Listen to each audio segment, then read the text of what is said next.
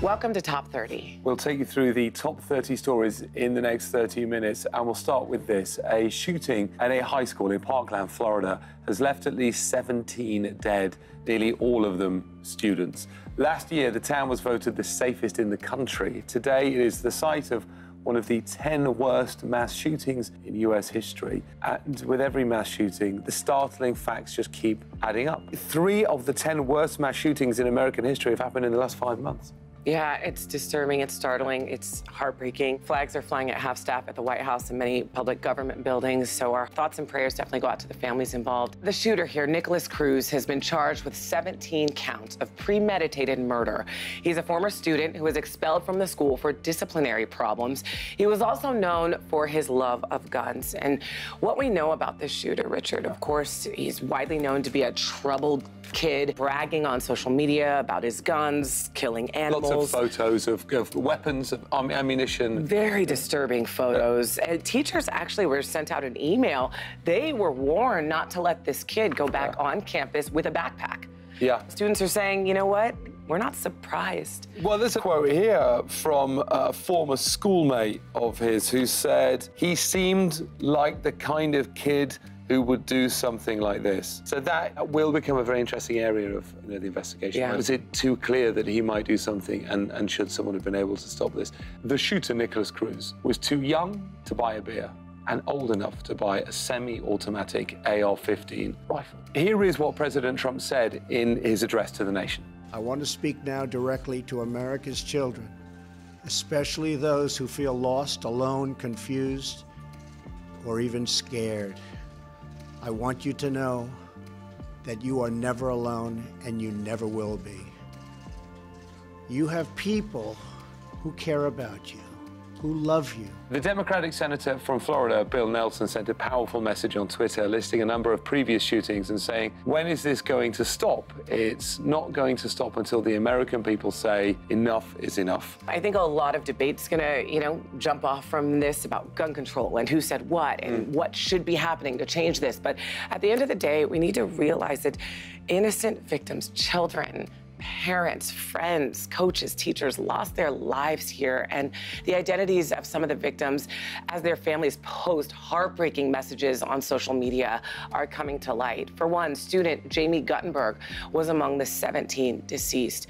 Now, her father posted on Facebook in the afternoon asking if anyone knew where she was. Later that day, he wrote, I am broken as I write this, trying to figure out how my family gets through this. Hugs to all, and hold your children tight. And Richard, I mean, I can barely get through that. Reading that. I have 2 young kids at home. I know you have 2 kids. And I think that's the hardest thing, in days where in the news business, when we cover things like that, is we are human. And this is a very human story that we can connect with. And these victims, we can't ever get them back. And I think that's what we have to focus on as we move forward, these innocent victims, and not forgetting their faces. I know we have busy lives, but we cannot forget their faces. We can't forget the families who will never recover from this. We should all work harder to remember the victims of all of these events, shouldn't we? Yeah. I don't know how you move forward as a family, and it's the darkest idea in all of the world, isn't it, that you go into a school where kids are learning and shoot them. And it's not just children that died either. It's the school's football coach, Aaron Feis, also died after throwing himself literally in front of the shooter's bullets to protect his students. A school spokesman said he died the same way that he lived. He put himself second. And the tributes to him are really wonderful and moving. Yeah, it does make you want to go home and just hold your family tighter, you know, and honor the victims, honor the survivors, and just do whatever we can. Can we do anything so that this never happens again? Not really. I think the only thing that you can do, is just keep talking about it and remember the victims. Top 30 will be right back.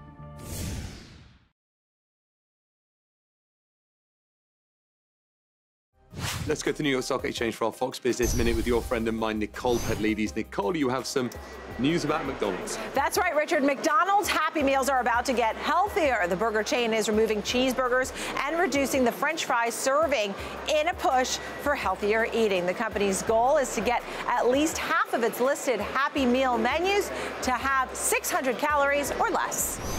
At $350. The Apple HomePod is on the pricier side as far as smart speakers go. And while it's up to you to decide if it's worth the price tag, one thing for sure, the HomePod can damage your wood furniture by leaving white rings. Apple has addressed the issue by saying it's not unusual for speakers with a silicone base to leave mild marks. Home Depot is adding more than 80,000 employees for the spring season. The company is simplifying its hiring process with a new smartphone tool that allows candidates to schedule interviews. Nicole, Home Depot is not the only retailer doing this. Rival Lowe's is also looking to fill 53,000 positions. The hiring sprees come as the companies get ready for the spring rush, as consumers get ready to remodel their homes. Nicole, on the floor of the New York Stock Exchange. Thank you. Kristen, you have a story about some Olympians. Yeah, Richard, the athletes competing in the Olympics right now have sacrificed blood, sweat, and tears during the thousands of hours they have trained for their event. But what they eat and when is just as important to help them reach their peak performance.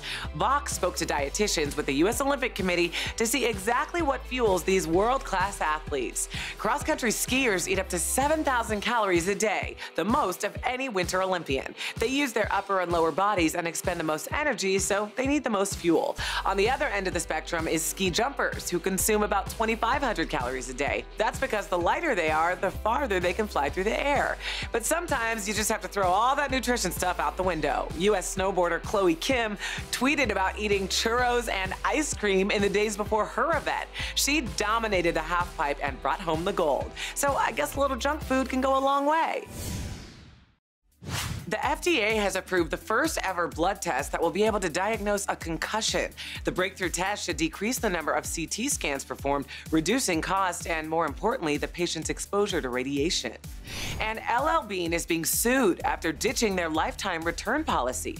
Victor Bondi filed the lawsuit, claiming the company's warranty was a huge selling point and ending it harms customers.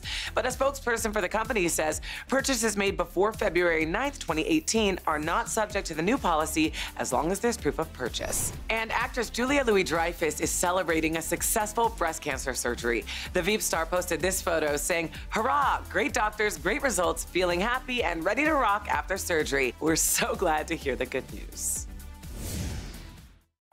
The Director of National Intelligence, Dan Coats, warns that Russia has plans to interfere with the 2018 midterm elections. And not only that, Coats and other top intelligence officials say the Kremlin considers its past efforts to threaten the security and sanctity of America's elections a success. And of course they do. Right. And this is the thing that is actually most annoying about the Russia story, is that it's the way we have reacted to it and kind of fudged it and fumbled it has made Putin and the people who work for him look much cleverer than they are. There's nothing that sophisticated about what they've done. Yeah, using propaganda, social media, posing as fake people, profiles. It's kind of obvious, right? Right. And we've made them look like these brilliant masterminds.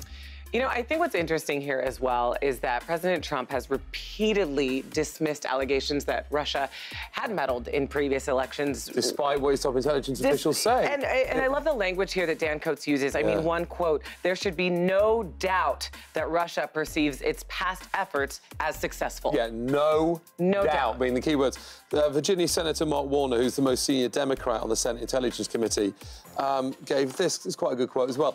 "We've had more than a year to get our act together and address the threat posed by Russia and implement a strategy to deter future attacks, but we still do not have a plan." Wow. All right, speaking of stories you should know today, the fate of 22-year-old twin sisters and New York residents, Liani and Danny Velasquez, is uncertain, all because threats to end DACA may get them deported from the only home they've ever known, just like their parents. Their father was detained and eventually deported after a routine immigration meeting in November. This month, their mother was also deported. Yeah. And I think what's interesting here is this family, I mean, they have no criminal record, none of them. They are all working full-time jobs, contributing to society, paying their taxes, right? Yet they are shipped out of here. And now these two girls are like, those are our parents for one, and now their fate is like, are we next? There's been so much harsh rhetoric around the subject of immigration. Yeah. And some of it not very balanced. And I do think that this here is an example of, if you like, the real-world consequences. But do you know what I'm saying? Yeah, and if you're not directly, personally, involved yourself, I think what this story does is it puts a face to DACA and gives you a little bit of an idea behind the scenes what some people involved are really dealing with. Okay, here's a story that will show you the power of social media. Good. Jamal Cole wrote a simple tweet asking for help shoveling snow for elderly residents in Chicago's South Side neighborhood of Chatham. Well, the next day, 120 people showed up and all ready to help, shovels in hand, all because of a single tweet. It went wildly viral. I mean, I think you said that this shows the power of social media. It also shows the paradox of social media. Yes. Social media can bully. Social media can influence elections. Right. And social media can also rally to help those in need. I think it's important that we shed a spotlight on those stories, too. Yeah, definitely. All right, Top 30. We'll be back after this short break.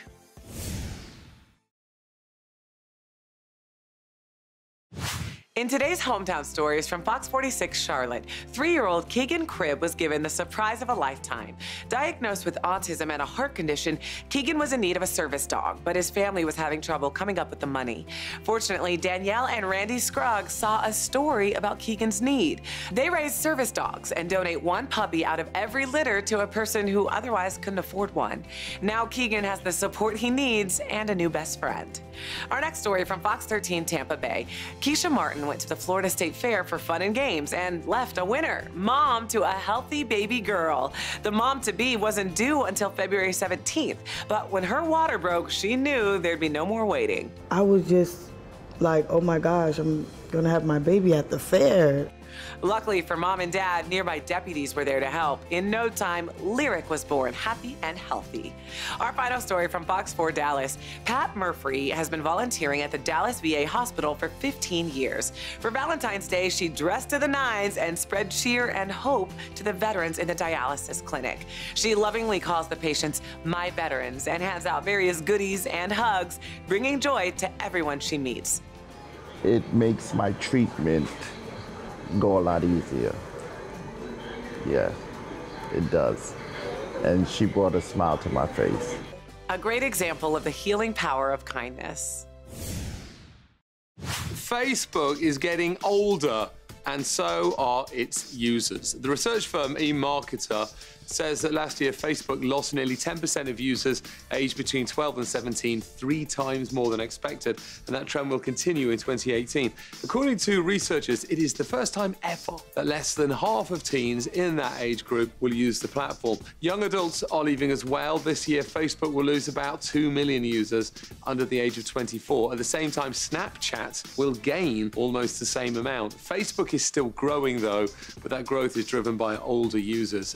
Experts say that is the exact reason younger people are leaving. One analyst told the Chicago Tribune it's uncool to that group, who is 14 years old, and they want to share what they're doing with their friends, but they don't want grandma to see. The question is where that younger audience will go once their grandparents start using Snapchat. Kateri and Jay Schwantz are expecting their 14th child. As if that's not crazy enough, the 13 children they already have together are all boys. They don't know the gender of baby number 14 yet, but the Michigan couple is, of course, hoping for a girl. Jay said, "I would love to have a girl, but I just don't think it's in the cards." According to the probability engine Wolfram Alpha, the chances of having 13 sons is 1 in 8,192. But the chances of having a 14th son is doubled at 1 in 16,384. Having a large family is nothing new to Kateri, who's one of 14. And although the couple thought they were done after baby number 13, they're not fazed by adding another one. Kateri said, "If you have 3, it's the same as having 10 at this point, if you ask me. It's just more chaos, more noise. It's nothing we're not used to at this point." Well, that's one way of looking at it. Consumer reporter Steve Noviello is at the DFW Auto Show, where I hear an old favorite is heading back to the road after a long time away. Steve? Hey, Kristen, take a look behind me. This is the 2019 Ford Ranger, brand new for the model year. This vehicle actually disappeared from roadways back in 2011, but a huge surge in demand for mid-sized trucks means the Ranger is back. This is just one of the different trim levels you can get. This, the Super Crew cab, which means inside seating for 5 people, and I got to tell you, pretty comfortable too.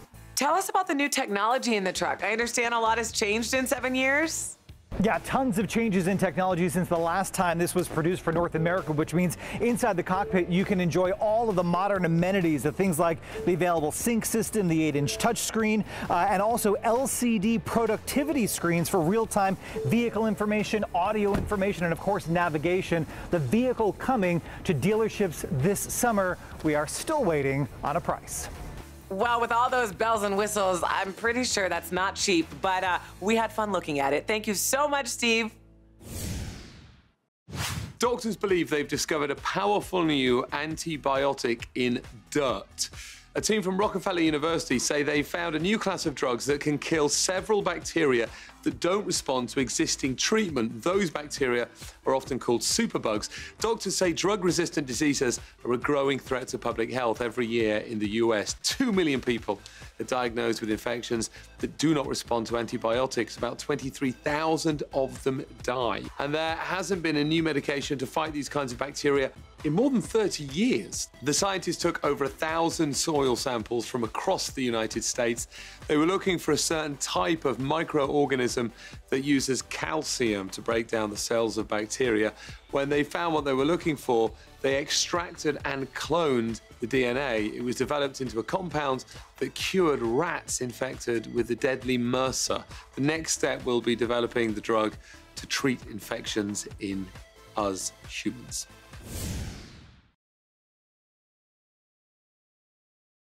The economic recovery has not reached all Americans, and new data shows just how wide the gap is. More than 52 million Americans live in disadvantaged neighborhoods.